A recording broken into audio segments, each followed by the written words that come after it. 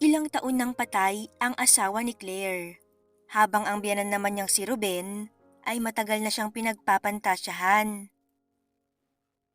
Muli silang nagkasama sa iisang bubong dahil kinailangan ito ng matutuluyan.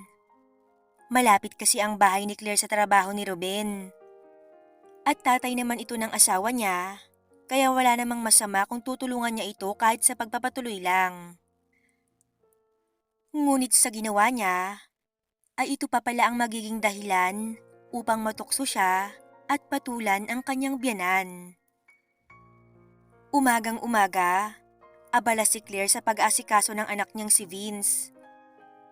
Tuwing nakikita niya ang anak niya ay di niya maiwasang mapangiti dahil kamukhang kamukha nito ang namayapang asawa. 4 na taon nang wala ang kanyang asawa at 3 taon na ang anak niyang si Vince. Mahirap ang walang katuwang sa buhay. Mabuti na lang at andyan ang kanyang nanay na kasama niya sa buhay upang maging katuwang niya sa pag-aalaga kay Vince. Nagtatrabaho kasi siya bilang isang call center, kaya wala na siyang oras sa anak niya na maasikaso pa ito. Nagagawa lang niyang palitan sa pag-aalaga ang kanyang ina kapag day off niya. Magpakabait ka anak. Bilin niya sa kanyang anak bago ito hinagkan. Uuwi din si mama pero baka gabi na. Nay, mauna na po ako. Oo nga pala nay. Si Tay Ruben po makikituloy muna dito. Malapit lang kasi dito ang trabaho niya. Si Ruben na biyanan mo? Kunot ang noo ng kanyang ina. Opo nay. Bakit po? Bakit daw dito pa? Hindi mo naman siya obligasyon. Tsaka matagal nang wala ang asawa mo. Naiiritang wika ni nanay. Nay, saway ni Claire sa ina. Hindi naman porke ganoon ay hindi ko na sila lilingunin pa. Naging pamilya ko po sila at tatay po siya ng asawa ko. Pangangatwiran ni Claire sa ina. Oo na, sige na. Basta wag lang gagawa ng kalokohan ha. Wika ni nanay. Ewan ba niya kung bakit ilagang nanay niya kay Tatay Ruben? Napatango na lamang si Claire bago lumabas na upang pumasok na sa trabaho. Paniguradong puyat na naman siya nito at madaling araw na naman makakauwi. Minsan, sa pagkakataong nahihirapan siya, ay naiisip niya kung bakit napakaaga niyang nabalo. Kung bakit kailangang mangyari sa kanya to. Hanggang siya na ang susuko at wala na ring magagawa kundi tanggapin ng lahat. 30 pa lamang siya ngayon, ngunit wala pa siyang balak na mag-asawang muli dahil ang focus niya ay sa pagpapalaki ng kanyang anak. Naisip rin naman niya na minsan, kailangan niya ng lalaki sa buhay niya para sumaya. Sa ilang taon ba naman niyang uhaw at pagiging tuyot dahil kakatrabaho, ay gabi-gabi siyang nag-i-imagine na sana gabi-gabi ay may rumoromansa rin sa kanya. Nasasabik rin si Claire na may makatabi sa kama at magbigay ng pangangailangan niya bilang babae. Nang nakauwi si Claire ay halos nakapikit na nga siya nang makapasok sa kanilang bahay. Hinihimas ni Claire ang kanyang batok dahil sa pagod nang may marinig siyang yabag ng tsinelas. Andito ka na pala Claire. Napasulyap siya sa biyanan niya na nakangiti sa kanya. Nandito na po pala kayo tay. Anong oras po kayo nakarating? Magkasunod niyang tanong sa kanyang biyanan. Mga 8:00, hinihintay nga kita eh. Kumain ka na ba? Sandali at ako ang magsasandok sa'yo. Ay salamat. Napangiti na lang si Claire. Hindi naman niya tinanggihan pa dahil pagod na rin siya. Ikaw ba tay? Kumain ka na ba? Oo, kumain na ako. Salamat. Habang kumakain si Claire kahit paano, ay nawala ang antok niya. Hindi din niya maiwasang tumingin sa matanda dahil hawig din ito ng kanyang asawa. Yun nga lang, aaminin niya na mas maitsura ito at mas malakas ang dating. Idagdag pa na sa edad nitong 53 ay matipuno pa rin ang katawan nito. Medyo pilyo lang dahil simula nang maging biyudo ito ay papalit-palit ng babae. Matapos kumain ay nagkwentuhan muna sila ni Tay Ruben hanggang sa makaramdam siya ng pananakit ng balikat. Gusto mo hilutin ko? Marunong ako. Alok ni Tay Ruben. Hindi na po tay, magpahinga na po kayo. Tanggi ko naman sa kanya. Ayos lang Claire, nakatulog naman na ako. Napatango na lamang si Claire. Medyo naiilang siya. Pero nang magsimulang hilutin ng biyanan ng kanyang balikat, ay nakaramdam siya ng ginhawa. Nakarelax siya at sa pagod ay nakatulog na lamang. Ngunit paggising niya kinaumagahan, ay may naramdaman siyang mahapdi sa kanyang hinaharap. Nang tingnan niya yon, ay namumula ito na tila ba pinaglaruan ng napakatagal. Kahit nagtataka ay tumayo na rin siya para maglinis ng bahay. Pagkatapos niyang magwalis at magligpit ng kalat, ay naghugas siya ng pinggan. Habang naghuhugas ng pinggan, ay may naramdaman siyang bagay sa pang-upo niya. Napakagatlabi siya dahil alam niya kung ano yun. Nang lumingon siya ay nakita niya ang kanyang biyanan. Tila ba hindi man lamang ito natinag. At nginitaan pa siya, pagkatapos ay naramdaman niyang hawak na nito ang balakang niya. Labag ang kalooban niya pero hindi niya maintindihan kung bakit hindi niya magawang pigilan ang biyanan niya sa ginagawa nito. Tay Ruben, sambit ko sa pangalan ng biyanan ko. Narinig ko ang pagbulong nito sa tenga ko. Claire, wika ni Tay Ruben. Nagtataka ako kung bakit hininto nito ang ginagawa sa akin. Claire, antok na antok ka na pala. Magpahinga ka na at ako na ang yayari nitong hugasin. Napamulat si Claire nang yugyugin ng biyanan ng kanyang balikat. Kanina pa pala siya nito pinagmamasdan habang nakabikit. Isang panaginip. Nakakahiyang nakaidlip siya habang naguhugas ng plato. Marahil ay sa sobrang pagod na naman. Pero ang mas nakakahiya ay ang naramdaman niya dahil sa panaginip niya. Akala niya ay totoo na. Napailing siya bago ipinaubaya ang mga hugasin sa biyanan. Hindi siya aangal pa dahil talaga namang pagod na pagod siya. Isa pa ay nangihina siya dahil sa panaginip niya. Pasensya na po at nakatulog na pala ako sa sobrang pagod. Nahihiyang sagot niya sa biyanan. Ayos lang. Magpahinga ka na lang muna Claire. Ako na ang bahala dito. Nakangiting wika ni Tay Ruben.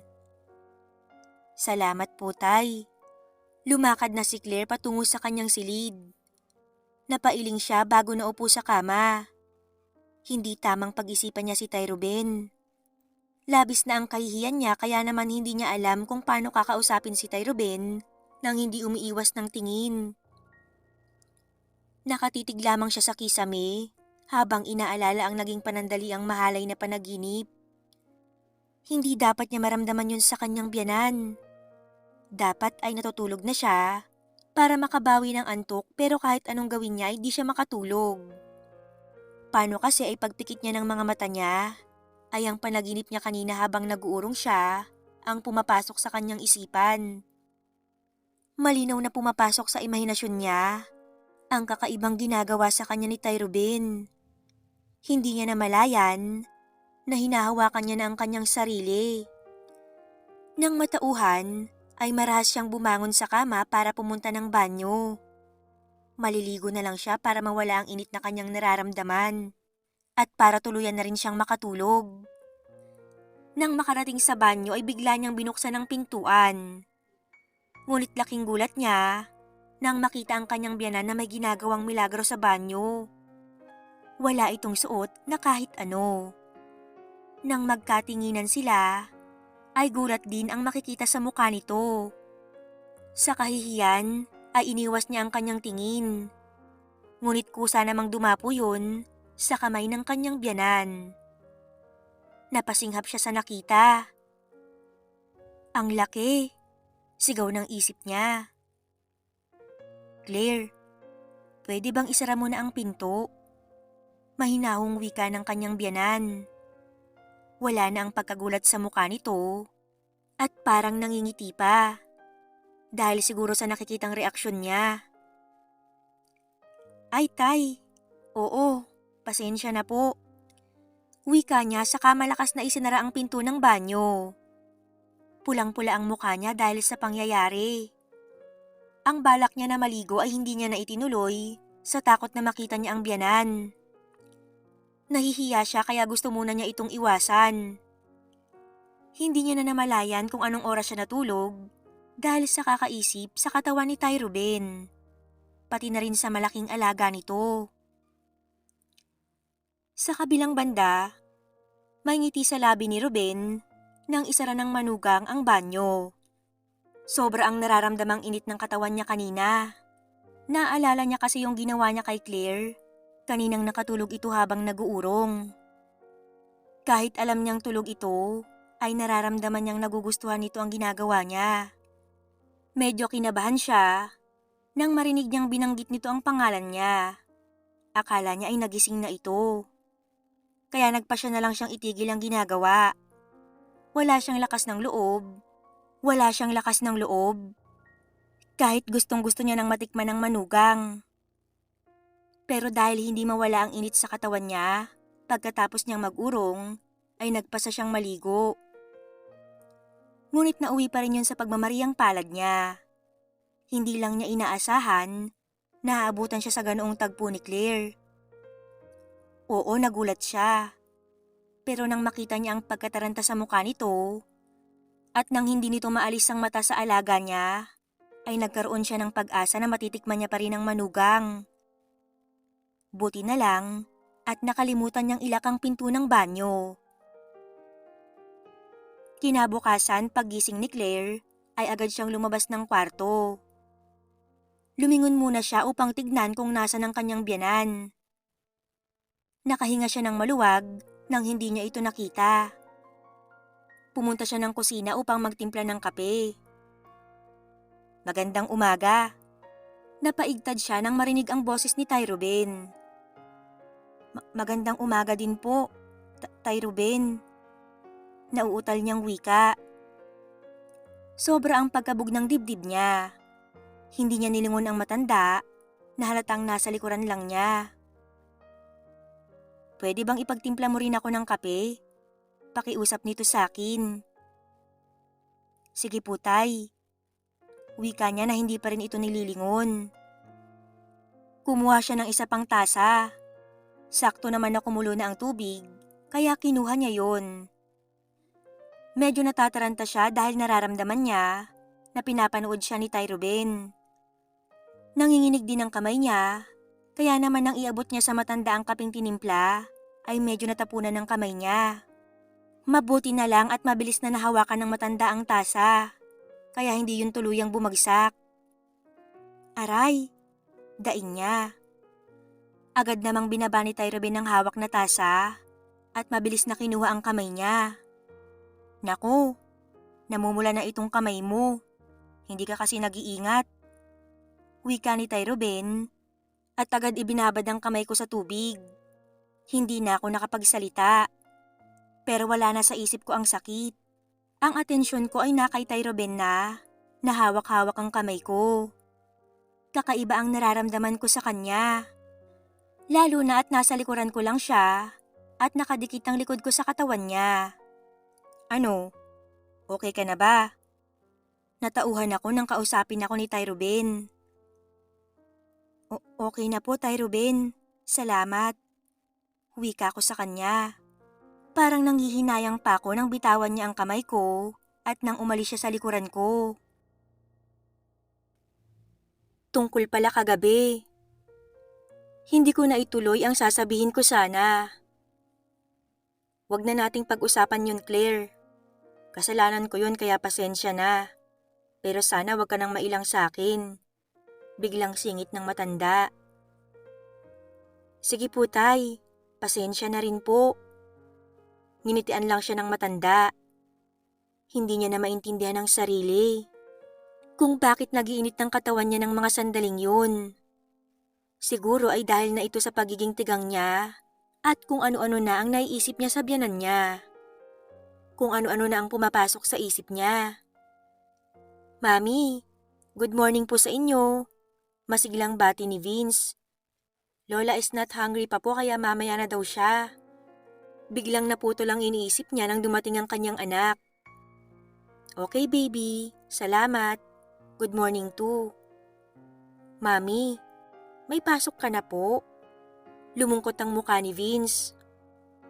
Babawi na lang ulit si Mami anak.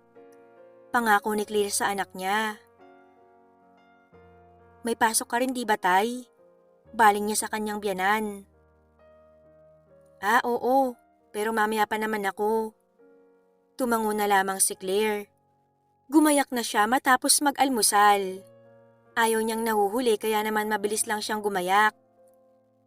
Nasa trabaho na si Claire, ngunit lumilipad pa rin ang utak niya. Hindi siya makafocus sa trabaho dahil sa mga iniisip niya. Pero sa totoo lang, iisa lang naman ang iniisip niya. Ang kanyang biyanan. Puro kakaibang tagpo ang binubuo ng imahinasyon niya kasama ang kanyang biyanan. Kung paano siya mapapaligaya nito. Isa pa, noon lang siya nakakita ng ganun kalaki. Katamtaman lang kasi ang sa asawa niya. Napalunok siya nang maramdamang parang maglalaway na siya. Nababaliw na ata siya.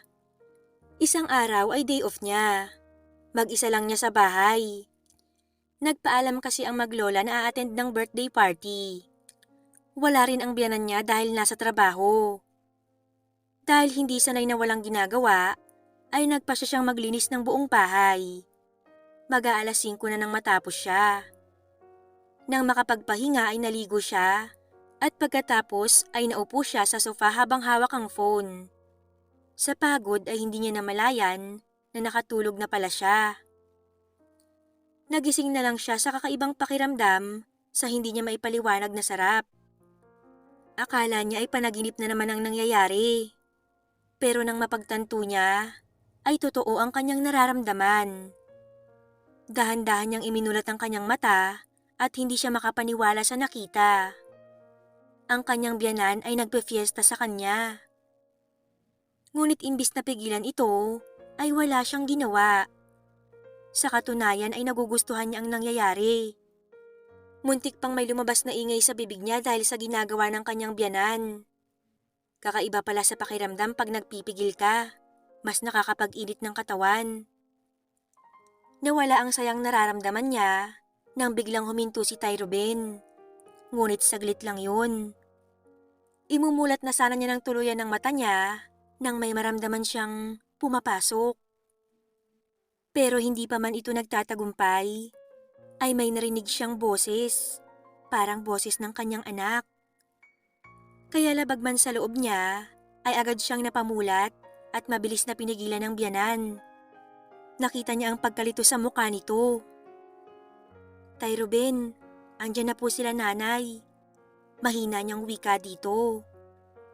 Dali-dali itong tumayo at pumasok ng banyo.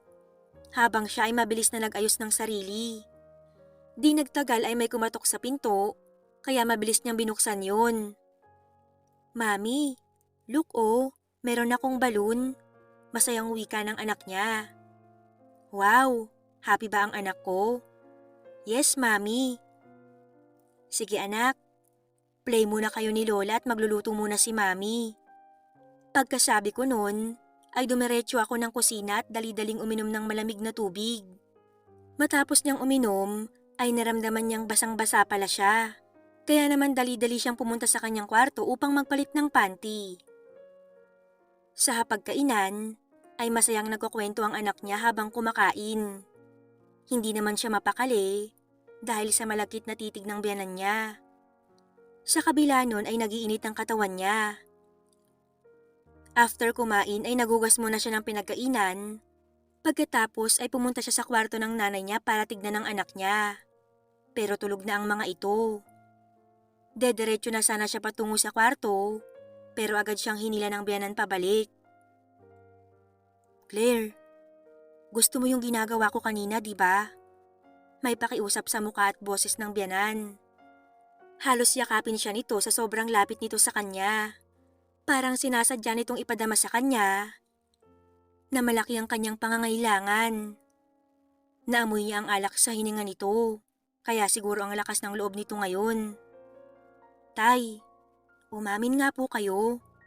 Gusto mo ba ako? Manugang niyo po ako, Tay.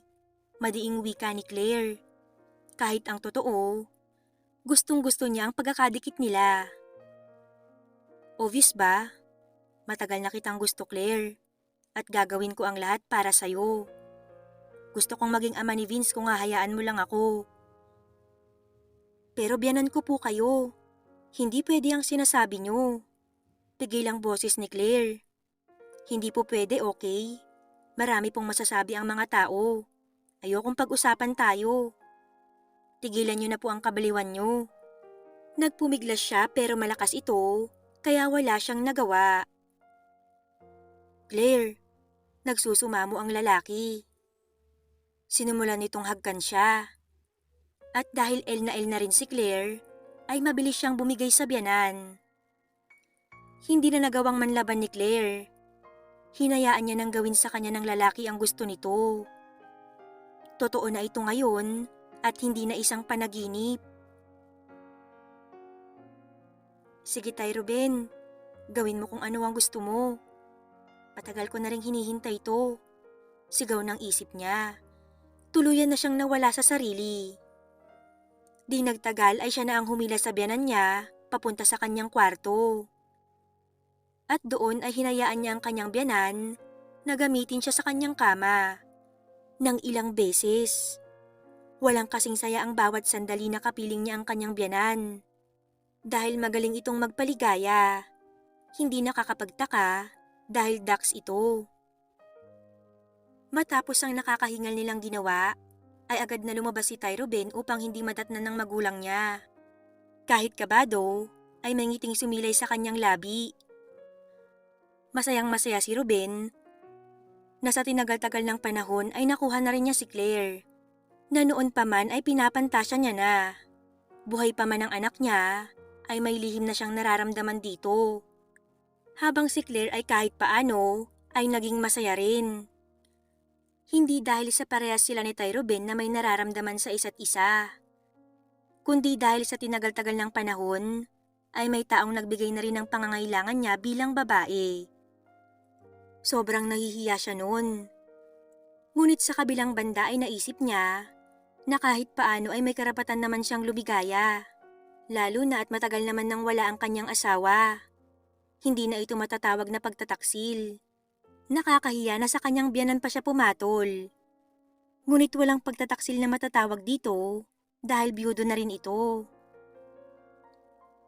Hindi natapos sa isang gabi ang lihim na ugnayan ng magbiyanan. Napag-usapan nilang dalawa na isikreto ito. Ayaw ni Claire na atakihin sa puso ang ina sa gulat dahil sa mga kalokohan na ginagawa niya. Wala ka naman sigurong karelasyon ngayon, paninigurado ni Claire habang pasimple silang nag-uusap ni Ty Ruben sa kusina. Ang ina kasi niya at ang kanyang anak ay masayang nanunood sa sala. Ang totoo niyan, meron. Namutla siya sa sagot ng kanyang biyanan. Parang may kirot sa puso siyang naramdaman. Sabi niya kasi sa kanyang sarili ay hinahayaan niya lang na gamitin siya ng biyanan para makamot din ang kati niya. Pero mukhang iba na ang nararamdaman niya para sa matanda. Oh, natahimik ka na dyan. Wika ni Ty Ruben, saka hinawakan ng balikat niya. Pwede ba Ty Ruben? Layuan mo nga ako dahil baka makita tayo ni nanay. Wika niya dito saka lumayo. Hindi niya na ito pinansin at iniwan na sa kusina. Mangiyak-ngiyak siya dahil sa inamin nito. Ayaw man niyang aminin pero nagseselos siya. Akala niya sarap lang ang habol niya sa matanda. Pero na-realize niya na mahal niya na pala ito. At nang malaman niyang may ibang karelasyon ito, ay nasaktan siya. Kinagabihan ay hindi pinapansin ni Claire ang kanyang biyanan. Kahit ano ang pasimpleng kalabit sa kanya nito, ay hindi niya ito pinapansin. Nang pumasok sa kwarto ang nanay at anak ni Claire, ay sinabayan niya rin ang pagpasok sa kwarto niya. Ayaw niyang magkaroon ng pagkakataon ng kanyang biyanan na lumapit sa kanya dahil alam niyang bibigay siya. Ngunit hihiga pa lang siya ay bumukas na ang pinto at iniluwanon si Tay Ruben. Inilak muna ang pinto bago lumapit sa kanya at niyakap siya. Ano ka ba, Tay Ruben? Di ba may karelasyon ka na? Bakit ako pa ang gusto mong tabihan? Wika ni Claire habang pinipigil si Ruben. Nagsiselos ka ba? Nakangiti ang matanda. Ha? Bakit naman ako magsiselos? Muli siyang niyakap ng kanyang biyanan, pero lumayo lang ulit siya. Ito naman, nagtatampo na agad. Sino pa nga ba ang karelasyon ko? Siyempre ikaw, wala nang iba. Biglang nawala ang simangot ni Claire sa sinabi ng matanda. Excuse me, ako karelasyon mo? Hindi kaya? Kunwari ay pagalit niyang sagot. O sige, asawa na lang. Total pumapayag ka namang magpaasawa sa akin. Namula ang mukha niya sa sinabi ni Tay Ruben. Pero mabilis ding nag-init ang pakiramdam niya. Napangiti na lang si Claire at hindi na tumutol pa nang kumilos ang kanyang biyanan. Napapikit na lang siya ng mariin dahil sa pagpipigil na gumawa ng ingay. Akin ka na, Claire. Asawa na kita. Bulong ni Ruben habang nanggigigil. Tay Ruben, nahihirapang wika ni Claire. Kahit ilang beses nang may nangyari sa kanila, ay hindi pa rin siya makapag-adjust dito. Please, Tay Ruben. Nagmamakaawang sabi ni Claire. Labis na ginaganahan si Ruben pag nakikita niya ang nahihirapang mukha ng manugang. Pero hindi dahil sa talagang nahihirapan ito, kundi dahil nahihirapan itong pigilin ng ingay dahil sa kakaibang pakiramdam. Mahal kita, Claire. Seryosong wika ng kanyang biyanan. Pero Tay, mali ito. Mahal mo ba ako, Claire? Tumango siya.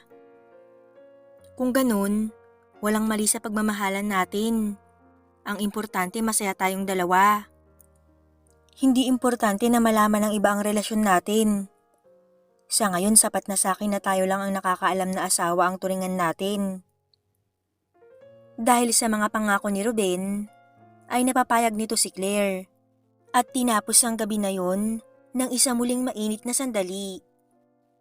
Lumipas ang ilang buwan, patuloy pa rin ang dalawa sa kanilang lihim na relasyon. Pero di bulag ang nanay ni Claire. Ganda ng gising mo puna ng kanyang ina. Si Tay Ruben ay maagang pumasok sa trabaho. Nag-leave muna ako, ma. Simpleng sagot niya bago naupo upang umpisahang kumain. Napapansin kong nagiging close kayo ng biyanan mo. Seryoso ang ina ni Claire na nakatitig sa kanya. Opo, Nay. Ano naman pong masama dun?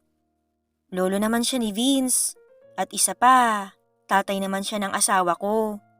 Hindi na rin siya iba sa atin, Nay. Oo, at biyanan mo siya. Tumalim ang titig ng kanyang ina. Ipapaalala ko lang sa'yo na biyanan mo si Ruben. Masagwang tignan kung ganyan kayo ka-close. At wag na wag kang makikipagrelasyon sa matandang yon. Mahiya ka naman. Ano ka ba naman, Nay? Inis na inilapag ni Claire ang kutsaritang hawak niya. Napaka-istrikto niyo naman po sa akin. Hayaan niyo na kami, Nay. Gusto lang naman naming maging masaya. Tsaka, wala naman kaming tinatapakang ibang tao. Pag-amin ni Claire. Sabi ko na nga ba, Claire? Paano mo na atim na patulan ang matandang yun? Galit na wika ng kanyang ina. Mahal ko siya, Nay. Kaya please hayaan niyo na kami. Baliw ka na.